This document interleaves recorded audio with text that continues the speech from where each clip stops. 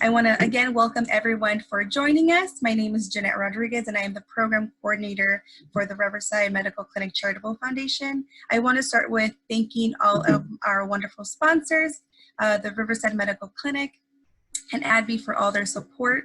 Our presenter and our guest speaker for today is Merritt Jones. Dr. Merritt Jones is an endo warrior herself, an advocate committed to the pursuit of better care for those living with endometriosis. She founded Natural Harmony Reproductive Health with this in mind. Always seeking to provide an individualized and integrative approach to care, I want to go ahead and give the floor to Merritt. Thank you. Yay. Hi, thank you so much, Jeanette. And hi, everybody. Thank you so much for being here. I really appreciate you taking some time out of your day, either now or if you're listening to the recording later. Thank you for sharing space with me. So we're going to spend this hour talking about endo and nutrition. But before we do, I wanted to just share a little bit of information with you so you know a little bit more about me and who we are talking with. So as Jeanette mentioned, I am a doctor of acupuncture and integrative medicine, and I have endometriosis. I have stage 4 deep infiltrating, frozen pelvis, the whole spiel, the whole shebang. I have it, and of course, my story is just one of many. But it's important that I can identify with a lot of what a lot of you I think are probably going through. And I have empathy and compassion for that. And I appreciate you showing up here because I know how hard living with this disease can be.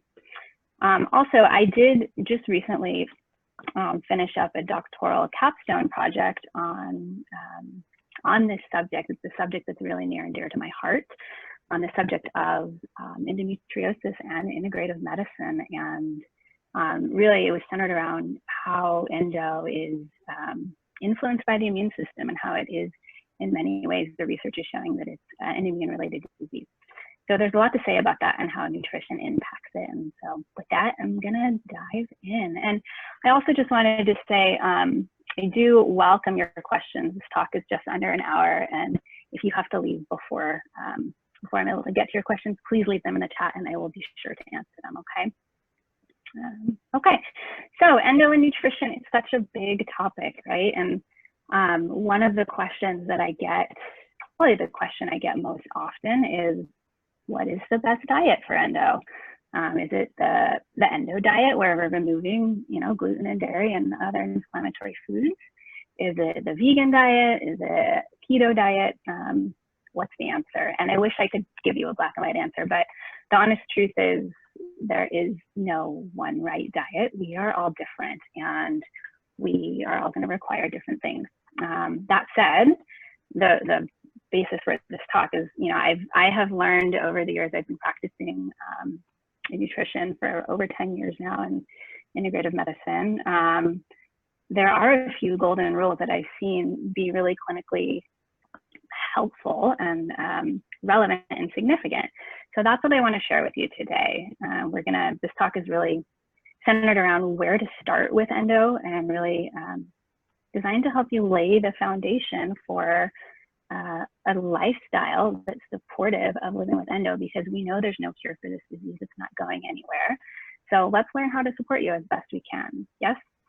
So with that, we're going to be talking a little bit about inflammation. I think most of us know that endo is an inflammatory disease. And the latest research is showing that certainly there is all of the lesions and the issues that we see with endo perpetuate inflammation.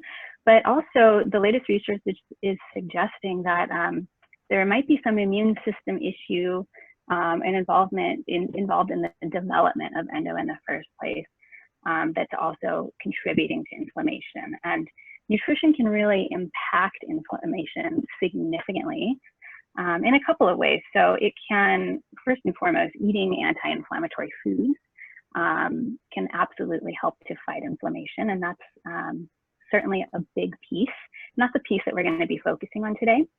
The other way that nutrition can impact inflammation is via gut health. And, there are foods that can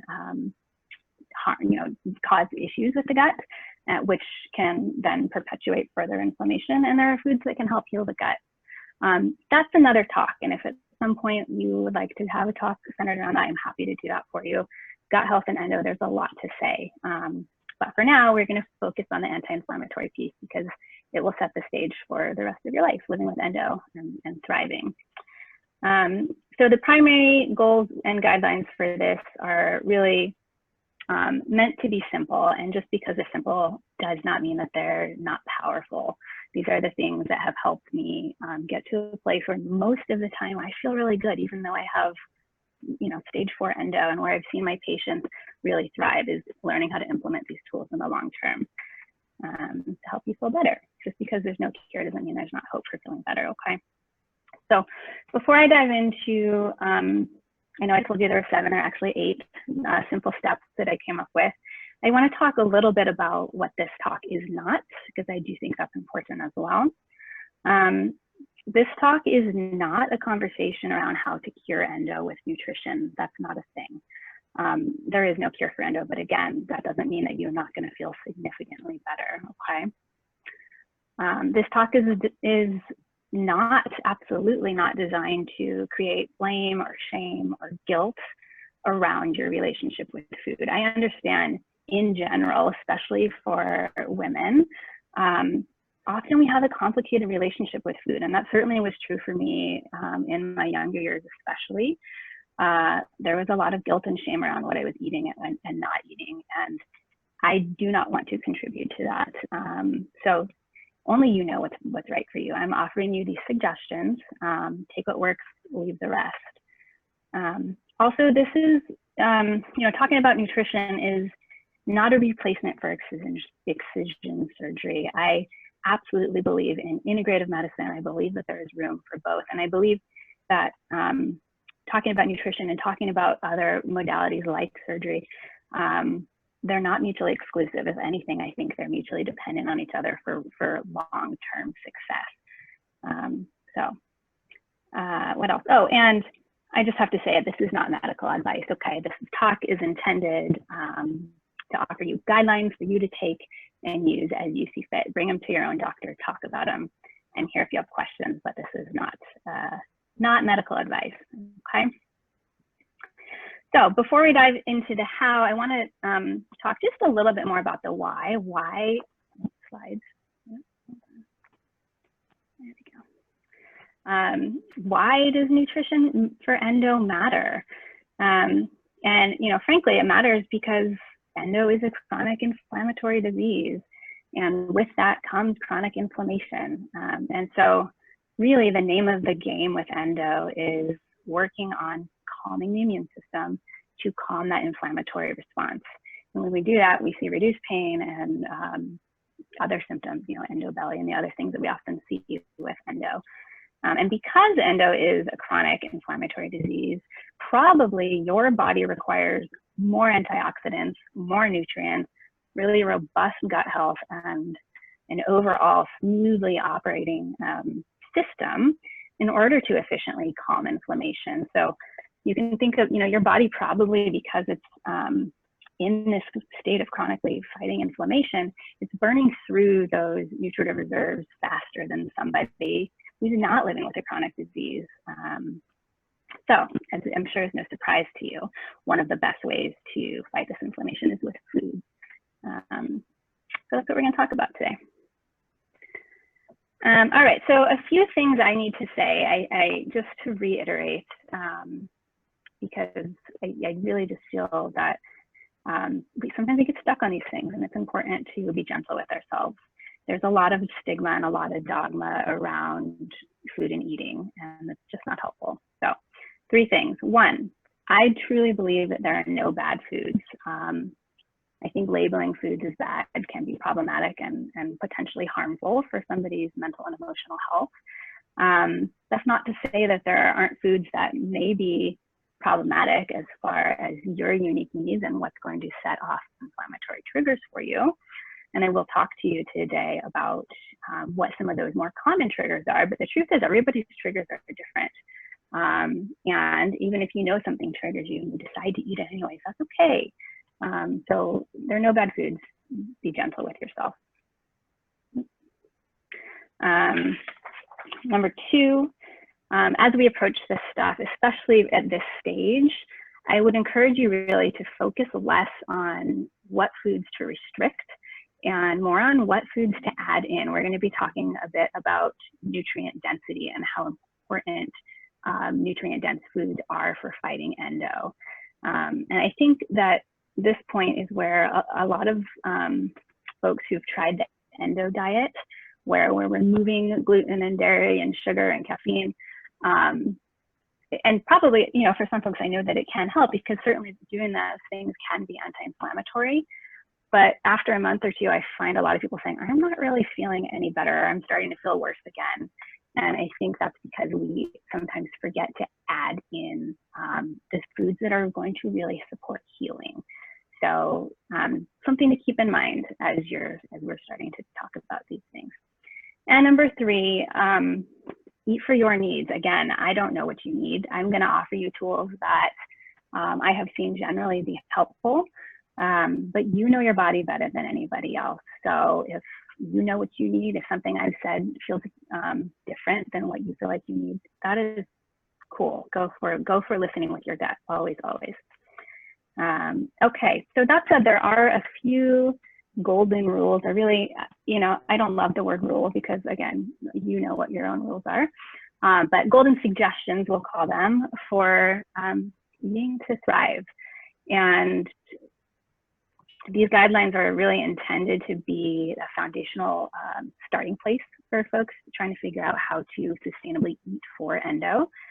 The underlying foundation for these is that they're based on nutrient-dense foods. The recommendations are centered around research. And one of the things that I love about these 8 steps is they fall in line with other therapeutic diets. So down the road, if you end up needing to do, say, a low FODMAP diet or the AIP diet or something more therapeutic short-term to help with a specific issue that you have, the tools that you're learning here are going to be, you're going to be able to apply them through those therapeutic diets. And on the other side, you'll come out even stronger having had time to practice these tools. Okay, so with that, let's dive in. Golden rule number 1 is focus on nutrient-dense foods. So we have some pretty significant research now showing us that people with endo tend to suffer with nutrient deficiencies. Specifically, we have research around vitamin D, vitamin A, vitamin E, and clinically, we often run micronutrient panels for our endo patients and find that folks also tend to be low in B vitamins, minerals, magnesium, zinc.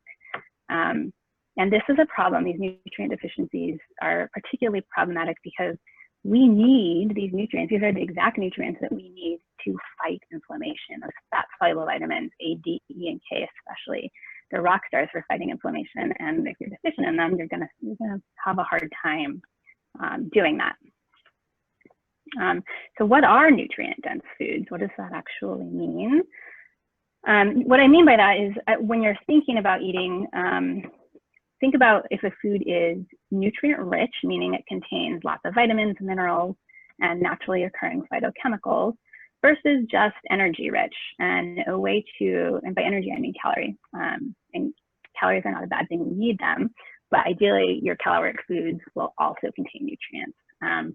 So as you can see in the slide here, a way to visualize that is thinking about 2 plates. One of them has pasta with red sauce on it, about 400 calories, let's say. And the other one is a plate full of veggies. We'll say beets, maybe some spinach, maybe a little bit of grass-fed ground beef thrown in there with some red sauce, also 400 calories. Which of these do you think is going to be most nutrient dense? I can't see your answers, but I think probably I don't even have to because it's pretty obvious, right? The one with all the veggies is going to have more nutrition per bite. And that's really goal number 1, is making sure as much as you can without stressing or obsessing over it, that every bite you're getting some nutritional bang for your buck. And I also want to say on that note, just because something is free, like gluten-free bread or dairy-free cheese, does not make it nutrient dense. It might make it less inflammatory, which certainly is a good thing, but still mostly empty calories, depending on how it's made. So does that mean you shouldn't eat those things? No, not necessarily, but it does mean if your goal is to fuel your body with nutrients, you want to think a little bit when you're building your plate, with every meal that you're making, what in this meal, what am I giving my body other than just energy from calories, right? So that's kind of the foundation for the rest of the steps we're going to talk about. I will be coming back to it.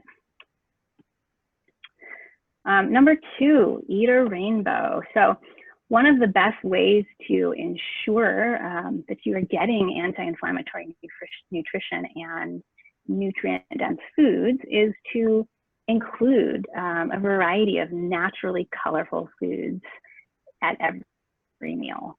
And I call this eating a rainbow just because it's fun and it's accurate. So colorful foods are packed full of antioxidants and other goodies that are really helpful for fighting inflammation. And specifically, you know what I mean by that, foods like leafy greens, berries, fruits, root vegetables like carrots and potatoes and beets and parsnips, tomatoes, bell peppers, even egg yolks. So even mostly plants, but foods like eggs or egg yolk, that bright yellow, is full of B vitamins. So the more colorful a food is, as long as it's naturally colored, I'm not talking about red vines, the more nutrients it's probably going to have.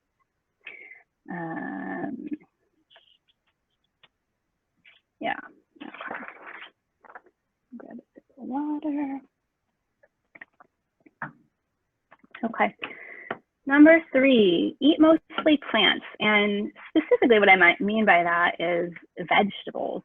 This is in some ways similar to step 2, eat a rainbow, but I specifically wanted to pull out and highlight that the quantity of plants that most of us are eating, myself included, unless I'm being really mindful of it, probably not enough to really kick inflammation butt. So plants are where we get most of our antioxidants and phytonutrients.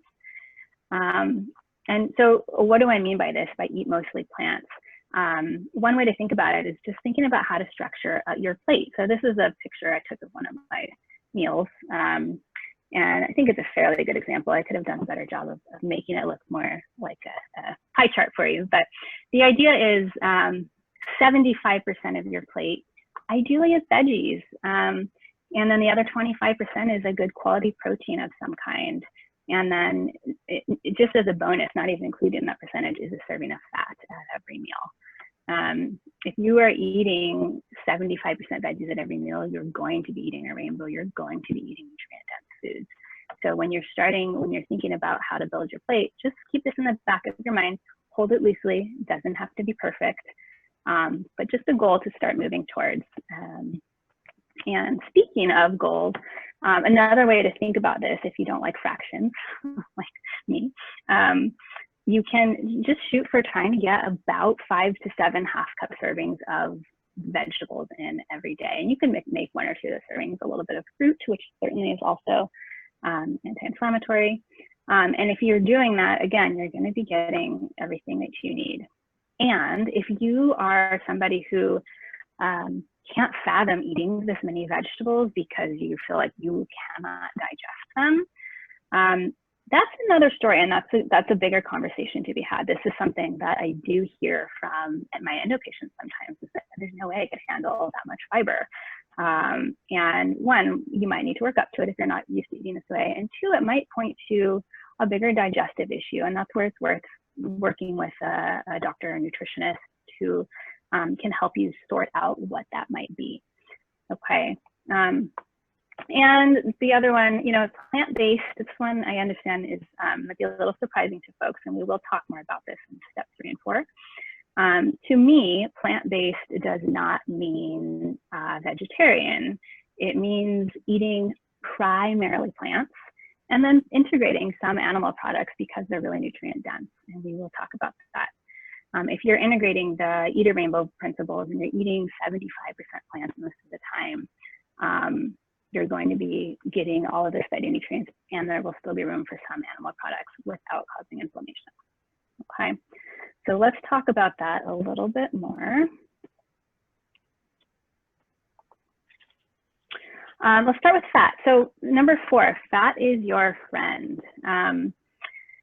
If you have endo, which I'm assuming you probably do, or else you work with it since you're here. If you have endo, you probably need more fat in your diet. So I would encourage you, if talking about eating fat brings some stuff up for you, brings unpleasant things up for you, it's time to look at that, and you can, take your time, think about it. But we really need fat, and in our culture, fat's become demonized. It's starting to change, which is good. But fat is important on a cellular level. Nearly every process in our body requires fat. Our brains are made up of 70% fat, and often if I see somebody who's coming in with brain fog and just chronically fatigued and having a really hard time, one of the first questions I ask them is, how much fat are you eating, and are you absorbing the fat you're eating? Because we need fat to function, and good quality fats, like I mentioned previously, those fat soluble vitamins are anti-inflammatory and are really important for helping to keep inflammation in check. And it's also important to remember that fat soluble vitamins are contained within fat. So as we have nutrient deficiencies, we need the fat to replenish those. And also we require fat to break down and use the vitamins that we find in other foods, like carrots, for example. The orange, carrots are really rich in beta carotene, vitamin A, but they don't contain a lot of fat. And vitamin A is a fat soluble vitamin, which means it is going to be best absorbed in combination with some fat, which is why I recommend including a little bit of fat, or more than a little bit of fat, at every meal. That said, not all fats are created equal, and I am approaching this from the standpoint of what's going to cause inflammation and what's not. I am not saying these are all bad and that you should never eat them. I am saying try and be mindful as you learn about this. Think about what fats you're including in your diet. So some of the fats that are notorious for contributing to inflammation are vegetable oils.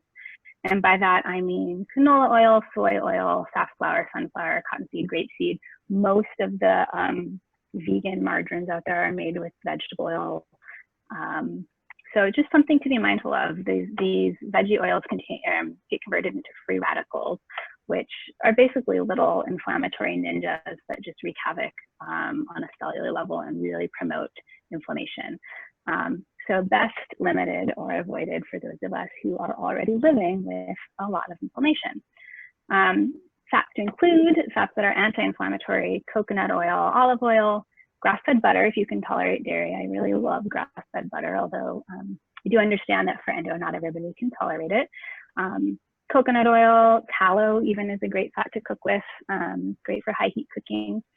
And the other thing to think about when you're eating out, most restaurants do use vegetable oils because they're cheap. And so, it doesn't mean you should never eat out, but just be mindful when you're eating out about, how often you're eating out and where you're eating out. And you can always ask, if you're at a restaurant, what they cook their food in, and ask them to cook it in olive oil or butter instead of the veggie oils. It doesn't mean you're being high maintenance to speak up for your needs, okay? All right, let's talk about animal products. Okay. So, number 5, source your animal products mindfully. And I added to the best of your ability in here because I do understand that this can become an accessibility issue. And I will touch on that in just a minute. But first I want to just talk about why am I even talking about animal products? I know some folks are really surprised to hear me suggest this because a lot of us have been told that animal products are inflammatory. And specifically, a lot of us have been told that red meat is pro-inflammatory. And you know, that's not wrong, but it's not always right either. The truth is, it really depends. Good quality meat, or even meat that isn't the best quality, in moderation, is still incredibly nutrient dense. And you'll remember what that means, right? It means you're getting more nutritional bang per bite with a little bit of an animal product than with a plant-based product. Whether or not it's going to be pro-inflammatory really depends on a couple of things. One, depends on how it was raised. For example, grass-fed beef and butter are higher in anti-inflammatory omega-3 fatty acids as compared to its conventionally raised counterpart. Cows that eat grass have a different nutrient profile, and we do have some really interesting research supporting that. Two, it also depends on how you're eating meat. So what I'm not advising is eating a 16-ounce steak and some potatoes every night. That is going to be highly inflammatory. What I am suggesting is considering integrating some moderate amounts of meat in combination with lots and lots of plants. Remember the plate and the proportions, right? The amount of meat that you're consuming at each meal relative to the amount of anti-inflammatory foods when you're eating for endo is moderate, small to moderate. So generally speaking, I believe that meat is not the problem. I think it's more the quantity of meat in comparison to other foods that you're including, and also the source of meat, and just, you know, generally meat not being balanced with the other foods that will help to keep it on the anti-inflammatory side of things. And if you are somebody who is avoiding meat because you can't stomach it, because not for philosophical reasons, that's a different, you know, I absolutely understand that. But if you're just not eating it because it sits in your stomach and it does not feel good to eat meat, again, that's a sign that your digestion probably needs some attention. We're omnivores, and your stomach, whether or not you choose to eat meat, it should be able to break down meat. And if it's not, then you need to talk to somebody about why that might be. And if this is you, in this case, I would just start really simple. Start with some bone broth, start with some collagen protein powder, eat your veggies really well cooked. And over time, you can absolutely strengthen your digestion. So I've included here for you a list of what I consider to be ideal sources of animal products if you're going to consume them. And I want to just talk a bit about the cost factor. So there's no denying that grass-fed, organic meat and pasture-raised chicken, etc., it is more expensive, and sometimes frustratingly so. It can create an access issue for folks in lower income areas. And if this is you, and if high quality meat is out of your budget, I just want to say to you to take the fear away. It is okay to eat meat that's not perfect. I would hate to see you miss out on the nutrient density that comes with some of these animal products for fear of eating something that is not, perfectly organic and grass fed. For conventionally farmed meat, if that's where you need to buy, try and trim the fat on it, because that's where a lot of the problematic chemicals hang out. And then really just remember the ratio. It's a small amount of meat, lots and lots of veggies. If you do that, I promise you're going to be okay. Okay. All right, so let's talk about eggs and dairy. So when talking about food for endo, there are some foods that are just generally more inflammatory, and we'll talk about those in just a minute. And there are some foods that are really nutrient dense, like eggs and dairy, but that also may be problematic for folks, even though they're potentially really nutritious. So when talking about eggs and dairy, it's important to look at your individual triggers. With dairy especially, I find that often the biggest issue with dairy is cow's milk, and specifically the protein casein A1C in cow's milk is more inflammatory than other types of dairy. That said, some people do really well with raw dairy, and I don't know, I know there are folks probably listening from all over the world. Here in California, the raw dairy industry is heavily regulated, heavily tested. I believe it's safe. I tolerate raw dairy better. But that's definitely a personal preference. If you don't want to try raw dairy, or if you know that you don't tolerate any dairy well, just skip this step. Other things to try: goat and sheep milk dairy tend to be less inflammatory. And so that might be helpful. It's also a matter of if you're reacting to the casein, which is that protein in the cheese or the milk, rather than the lactose. So if you're lactose intolerant, staying away, eating very really aged things or staying away from high lactose products will be helpful. And then for eggs, again, really nutrient dense, but I find that about maybe 1 in 3 of my endo patients do not tolerate eggs well, and it can exacerbate endo symptoms. So the question with eggs is it a reaction to the yolk, or is it a reaction to the egg white, the protein? Often I find that people do actually tolerate the yolk okay. The yolk, there's not a lot of protein in the yolk. It's mostly fat, which is where all those vitamins are, especially the B vitamins and choline, which is so important. So sometimes if you find that you're not tolerating eggs, you might experiment with just eating the yolk and see if that is helpful. The other thing that you might try is if say you removed eggs for a few weeks, you reintroduce them, you had a reaction, and you want to try again, you might try with eggs that were raised without corn or soy. Sometimes those can be triggering. Okay. So I'm just going to touch a bit, briefly on gluten and dairy. Again, it's not an animal product, but I figured it was a reasonable place to put it because I do want to just talk about it a little bit. Again, there are no bad foods in my opinion, but there are some foods that are probably going to be pro-inflammatory if you have endometriosis. And gluten and dairy, what I've found clinically is those tend to be at the top. I'm sorry, I keep saying dairy. Gluten and sugar, refined sugar, those tend to be at the top of the list. So if your goal is to reduce inflammation, you may consider eliminating gluten and sugar or refined sugar, or at least seriously reduce it, and see how that feels, while simultaneously focusing on adding in all of those nutrient dense foods. Yeah. Okay. Number 6, and this again, be mindful of food sensitivities and gut health. I originally had this expanded into a much longer talk and realized that it's really a separate talk.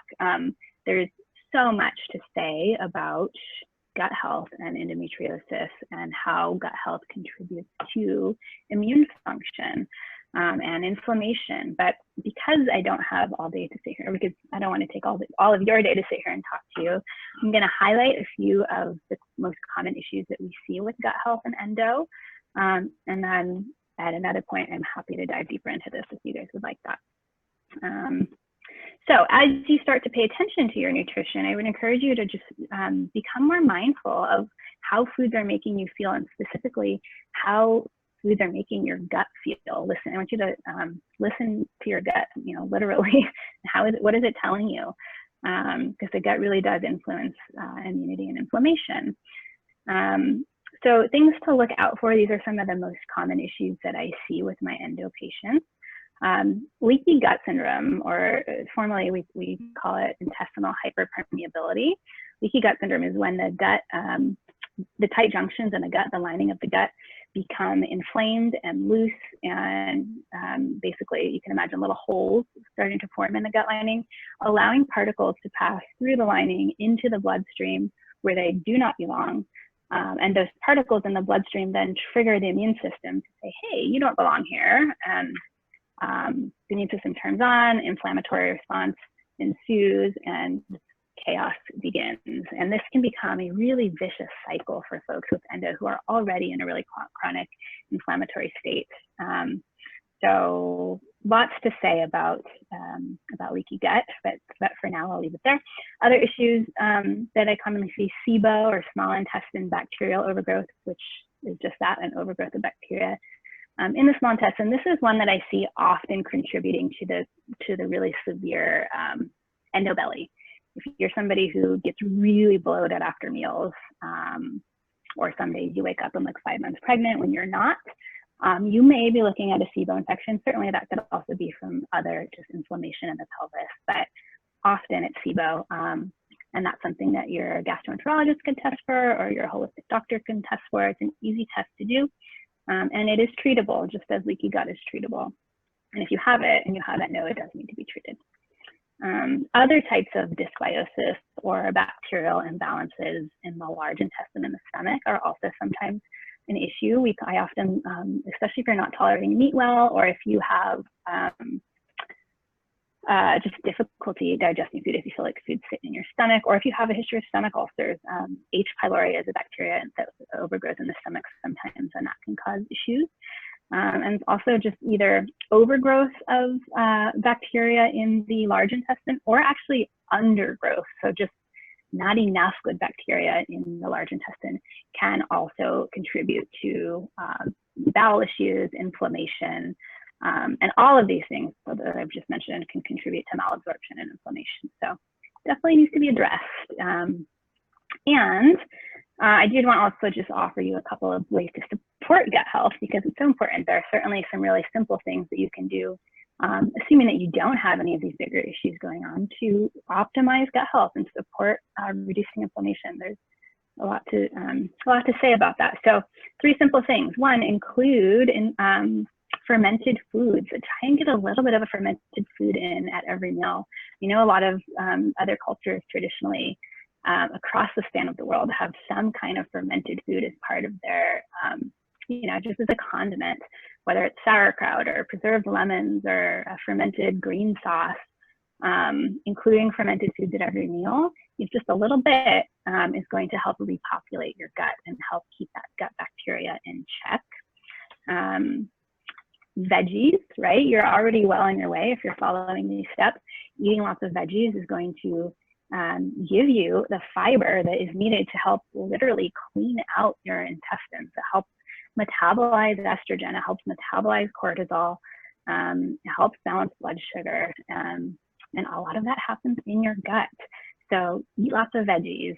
And the third one, bone broth, which is becoming kind of trendy, can be really helpful for helping to mend the gut lining. So if you suspect you have that leaky gut, bone broth can be very helpful. Or even if you don't want to make bone broth, you don't want to buy it because it's expensive, collagen protein powder is a good alternative. I put a little bit in my tea every morning, just for maintenance. The caveat with this one is if you suspect that there's a histamine intolerance, which I do see sometimes with endo folks, and that's another conversation, bone broth might make it worse. So if you're eating or consuming bone broth regularly and you're not feeling very good, it might be a clue that there's a histamine issue going on.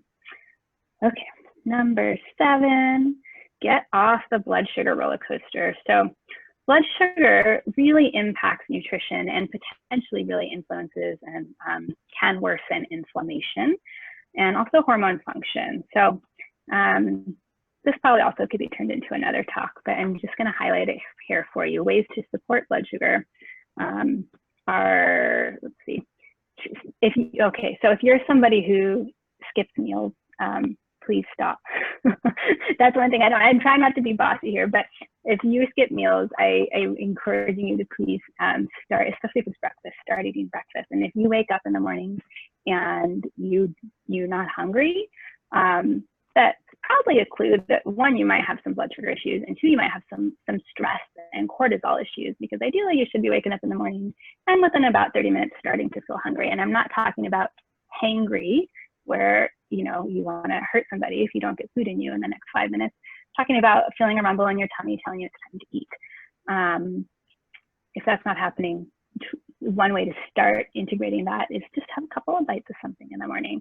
But eating regular, consistent 3 meals a day, thinking about that plate ratio that I talked about, making sure you've got protein and fat at every meal in combination with all those veggies is going to be supportive of blood sugar. One thing to keep in mind if you do have blood sugar issues, and a way to sort of self-assess, is if you get hangry, when you skip a meal, if you get tired after meals, if you crave sugar after meals, these are all signs that you might be on that blood sugar roller coaster. And so it's important just to kind of be mindful of it and then start to experiment a little bit with what you tolerate. What I don't want you to do is cut out carbohydrates completely. Even if you have blood sugar issues, we need carbohydrates for digestive health, for hormone health. Carbohydrates are important, but you might experiment a little bit with what carbohydrates you tolerate best and at what what amount, right? So starchy foods like potatoes, root veggies, grains, if you don't feel well after you eat them, it might mean that you either need to eat less of them or try something different. It might not be the starch for you. And then anytime you're having sweets, try and pair it with a protein and a fat. That will also help, and just generally limiting sweets. Okay, and the last one, the bonus one, connect with your food and try and make peace with eating. So I really believe, and I actually found a research article about this not too long ago when we were in quarantine and I was feeling really isolated. Food brings people together, and we need each other to thrive. That's just it's simple, but it's true. So as much as you can, I know we're still sort of isolating with everything that's going on in the world right now, but try to cook with others, try to eat with others, have Zoom meetings. I know this is an Endo group, so it would be really fun if you guys could have Zoom cooking classes together, or just have dinner together over Zoom. Share what you're eating, share what's working, share what's not working, connect with each other. I really believe that eating should be enjoyable, or at the very least, not terrifying, right? Okay. So to wrap it up for you guys, in summary, be mindful of nutrient-dense foods and really think about adding in more nutrient-dense foods without stressing about it, but add in more, remove less at this stage. Again, there might be a time when it's appropriate to remove foods temporarily, but for now, just try and add in as much nutrient-dense food as you can to give yourself grace. Living with endometriosis is hard on a good day, and on a bad day feels impossible. So I say this over and over to myself and to my patients that there has to be grace when you're approaching endo and nutrition, and really endo and anything. It's important. So please be gentle with yourself. Focus on colorful foods. Eat a rainbow. Try and eat more plants. Remember that ratio that we talked about. Be mindful of animal products to the best that you can. Focus on, or check in on your gut from time to time. Try and stay off that blood sugar roller coaster and have fun as much as you can. Ditch the dogma. Again, endo it's a lifelong thing. It's not going anywhere. So learning to be kind to yourself and feed yourself well for the long haul is going to serve you well.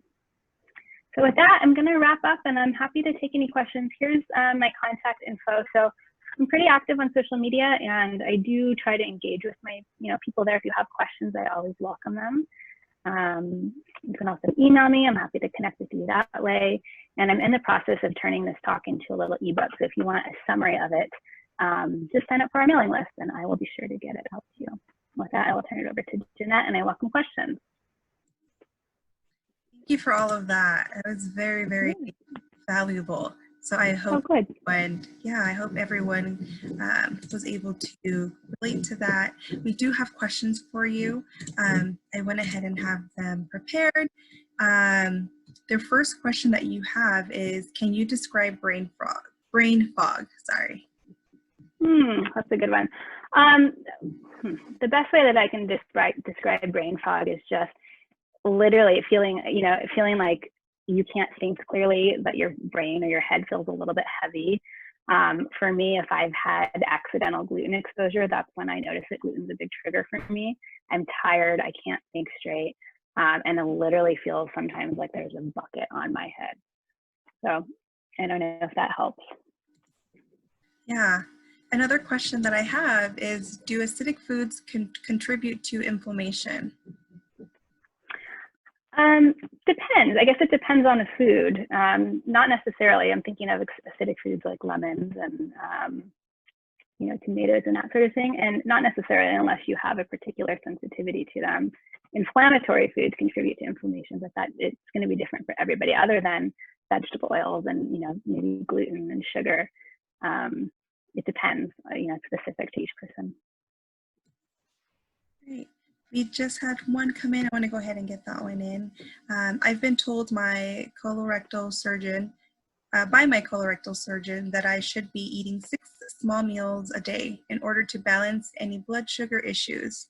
Shall I try to have those meals daily at the same time or as close as possible? I'm sorry, you broke up just a little bit. You said Sorry. she was recommended, or they were recommended by their colorectal surgeon to have 6 small meals a day? Yes, and she's asking if she should have those meals daily at the same time or as close as possible.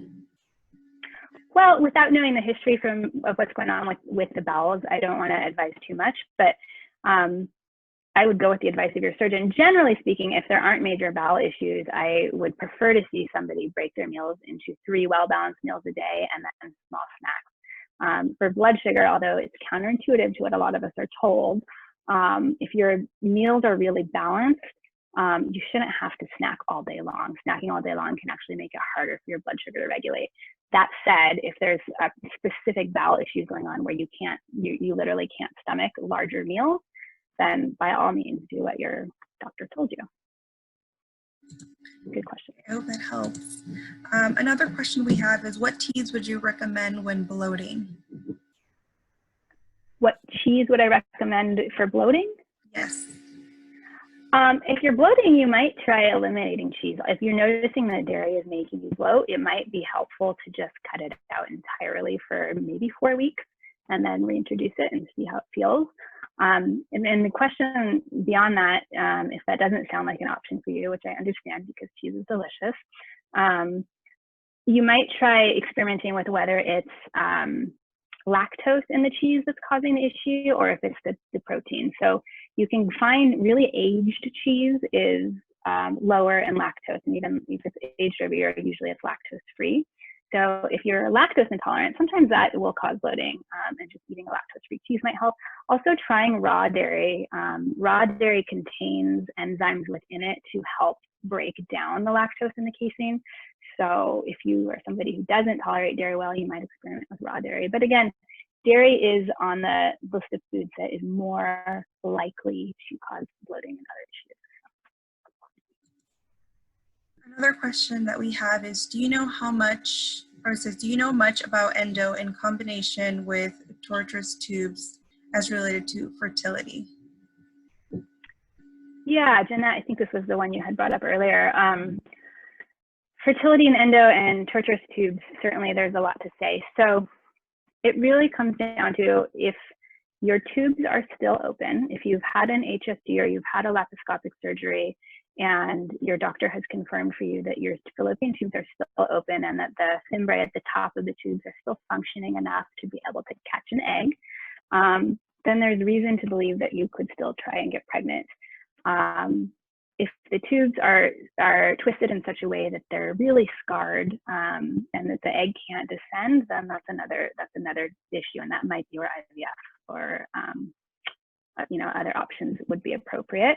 The other thing with fertility and Endo, though, and the piece that I think really gets overlooked a lot, is addressing the inflammation that comes with living with Endo. It's a highly the pelvis can be really inflamed, and that can make it harder for sperm to get where it needs to go. It can make it harder for implantation to occur.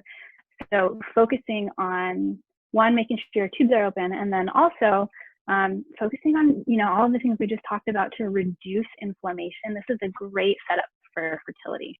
This is a great way to set yourself up for fertility.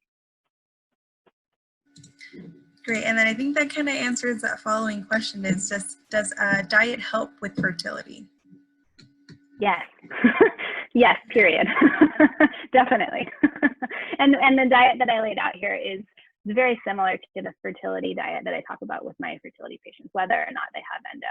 The name of the game really is fortify with nutrients, reduce inflammation, and with fertility, really focusing on foods that contain B vitamins as well. Another question we have is, how does alcohol consumption affect Endo? Ooh, that's a good one. Alcohol, unfortunately, is highly inflammatory on multiple levels. It irritates the gut. It burdens the liver. So yes, if for me, I enjoy a craft cocktail from time to time, but I try and time it away from when I'm about to have a period, because that's one thing. Most of the time I'm in a place now where I can stay in remission. But what brings me out of remission very quick is a cocktail or too many cocktails. So alcohol is highly inflammatory, but you can time it. You know, it doesn't mean you have to be perfect with it, but try and time it around when you're not expecting pain, because it very probably will make your pain worse. And if you're doing any kind of therapeutic diet to heal the gut or to support the liver, then you probably want to stay away from it for a little while. Another question that I have here is, I found myself to be allergic to seasonings like salt and pepper. Are there any that you might recommend?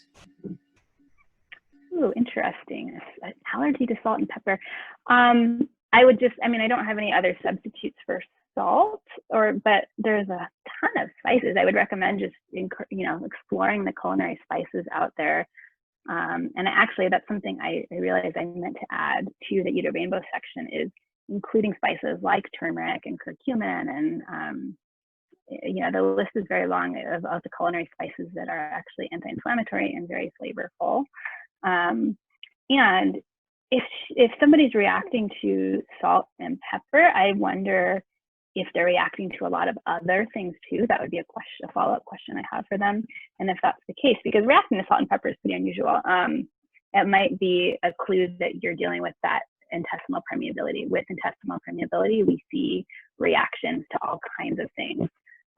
Even the healthiest foods in the world can become reactive if your gut's really permeable.